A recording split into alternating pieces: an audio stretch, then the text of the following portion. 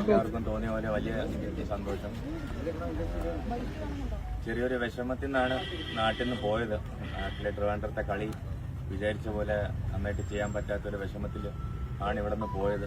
പക്ഷെ ഇത്രയും ഭയങ്കര ഒരു ട്വിസ്റ്റ് ഉണ്ടാവുന്ന ആ സമയത്ത് പ്രതീക്ഷിച്ചില്ല. അപ്പോൾ വലിയ സന്തോഷം. ചരിത്രം തെറ്റിക്കുറിച്ചിട്ടാണ്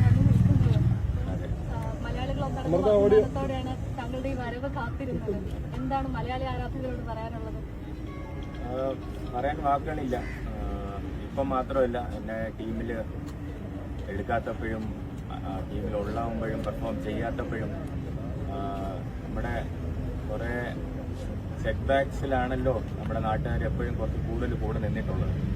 അപ്പോൾ അവർക്ക് എപ്പോഴും ആ ഒരു സമയത്ത് നമ്മളെ സപ്പോർട്ട് ചെയ്യുന്ന ആൾക്കാർക്ക് തിരിച്ചൊരു സന്തോഷം കൊടുക്കണം എന്നുള്ള റെസ്പോൺസിബിലിറ്റി എൻ്റെ മനസ്സിൽ എപ്പോഴും ഉണ്ടായിരുന്നു.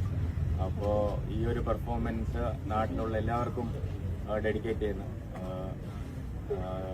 വേറെ ഭയങ്കര മനസ്സ് നിറഞ്ഞിരിക്കുന്ന ഒരു സമയമാണ്. കാരണം ക്രിക്കറ്റ് ഉറപ്പായിട്ട് നല്ല പെർഫോമൻസ് ചെയ്യാൻ പറ്റും. ചിലപ്പോൾ കളി ജയിക്കും, ചിലപ്പോൾ കളി തോക്കും.